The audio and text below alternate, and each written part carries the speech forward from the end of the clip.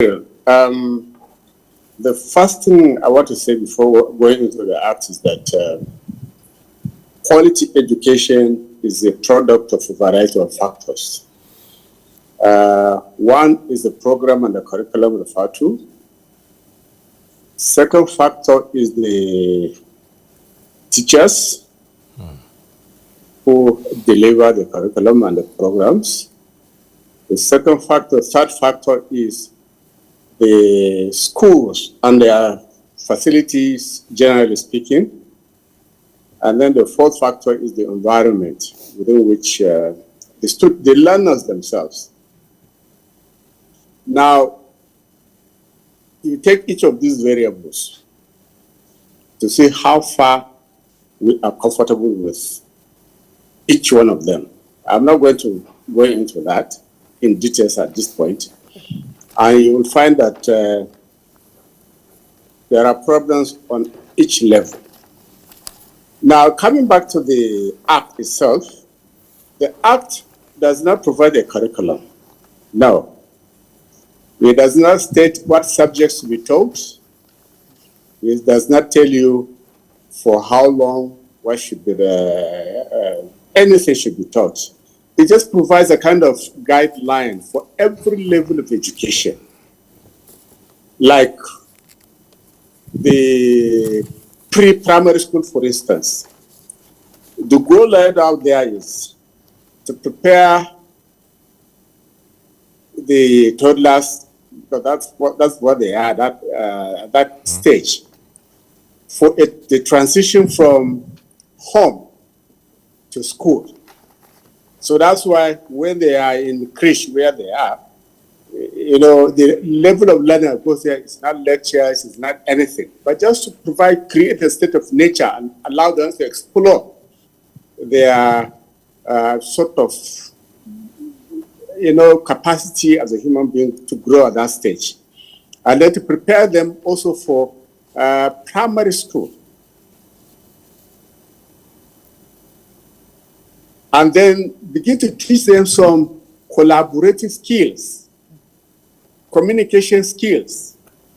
That's what is laid out in that act for pre-primary school. So you can see that there's no particular subject they're supposed to teach. It is the teachers who are supposed to develop what a toddler at that stage ought to learn communication skills, because they will be interacting among themselves.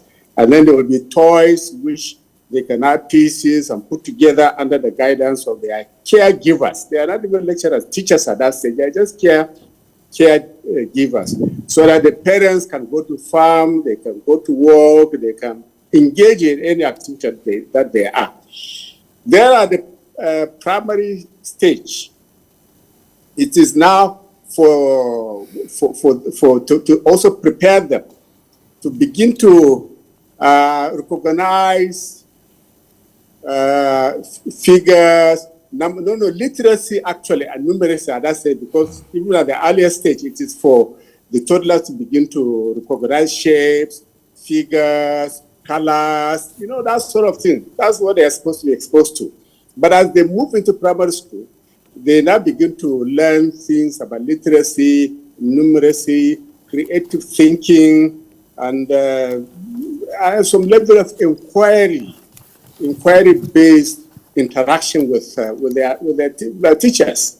And then as they progress and then prepare them for basic secondary school, where they will now begin to be exposed to knowledge, some values, personal and national values about right and wrong, and cooperation and working together, all those things. And then begin to be exposed to some skills at this stage before they go to secondary school. In that way, progressively, they get exposed to science and creativity, and, so these are the things. So there's no curriculum there. It is the teachers now who develop the curriculum for them to make progress along that line. This is what that act, and I believe what that act sought to do is to really capture what was done in the years past, because that was the way children were brought up at that stage. And that's how it is done actually elsewhere now in other countries. countries, in the developed countries, this is the way they are training their children at those levels. So this is what we missed out because we were not able to capture that progressive development of our children as laid out by our visionaries at that time. And so we allowed the education system to grow so big very rapidly, as I said, like an untended flower, lacking, and then of course lacking in beauty and that sort of thing. So for us in the Ministry of Education, this is where the challenge is. It's no longer about size. Yes, we want to have access. We want to have all our children have access to school, education, and because, as the president said, education is the most powerful tool that any person can have. And so what we are doing at the moment, it's a very tall order, but we feel it is not impossible, and it is being done anywhere elsewhere. So why can't we do as a country? Is to bring us back to some of the basic things that we should be doing. And what we have done, as I said, is to approach the matter on four pillars. One, right now, if you need information on any aspect of our education sector, you'll be struggling. You will be struggling to know the number of schools in Nigeria. UBEC has some numbers, but it is not the whole thing. You will also be struggling, and then even those schools, you won't have any information on the condition of the schools, the proximity of their schools to each other, and then to learners, and then what facilities are in the schools. There's no national information on it that you can get. Secondly, on teachers, we won't know. Nobody can tell you the number of teachers we have in Nigeria at the moment, from primary school down to the university level. We don't know their qualifications. We can't tell you, at once the qualifications of those teachers, and then the learning support they are receiving, either by the state governments or their employers, if they are in the private sector, or the federal government, if it's a federal institution.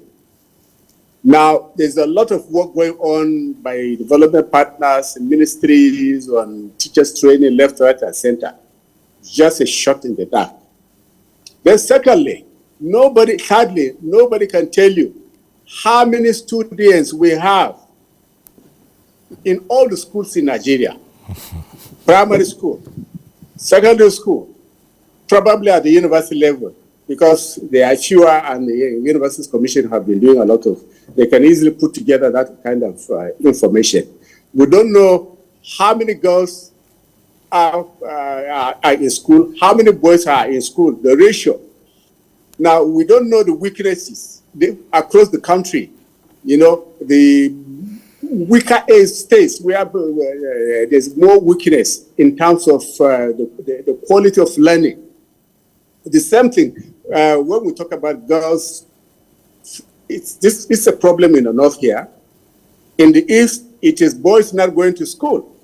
But again, we don't have figures. It is just a guesswork. Now, right now, if you want to report to the international community like UNESCO, or report our progress on the SDG 4 programs and other international commitments, we can only provide information from the secondary sources, or from National Population Commissioner, or Bureau of Statistics, or AMIS in the Federal Ministry of Education. So we don't have this coordinated, aggregated data on the entire school system, which you can say, look, we have 1 million children, and that's why we are all struggling on how many people are out of school. Yeah. UNESCO will tell you a number, World Bank will give you a figure, Ministry of Education will give you a figure. So you can't plan anything. So we are just doing things in the short. Okay. So that's why on that front, one of the things we want to achieve is to set a baseline information for the country on this. All right. So we are embarking on a data and census of the entire education system in Nigeria. Okay. It's something we have prepared. We are ready to commence. We are on the basis of the private partnership policy of the federal government, which we hope by end of this year, we should be able to accomplish that part of it. All right. Thank The you. second... Yes, Minister, the second, you were going to say the second aspect yes, of it. Yeah, the second aspect of it is on skills. Part of what is envisaged in that act, and which is actually which some of us went through when we attended secondary school, primary and secondary schools in the 60s and early 70s, was some level of skills, which we were exposed to. That has gone. Now we want to bring this back, right from primary school, so that our students, pupils can begin to be exposed to various forms of skills. So that by the time they finish school, the student would have acquired one skill or the other. I remember during my time, we attended what is then called a comprehensive secondary school, where there was a section on commercial, there was section on carpentry, that sort of thing. So on trade, generally speaking, and then there's a section on the general one. Now we threw that away. Together with the teachers, the teachers training colleges and all that. Right. But that is what is supposed to be achieved through the basic education, the first 3 years of education in the present system. Okay. Now that is no longer the situation. As I said, we want to bring that because right now we have millions of people out there who have they are not in employment, they are not in education, they are not in training. The only solution to it is by providing some skills at all the levels of education, so that by the time they finish, they will be able to have a meaningful livelihood. Right, Minister.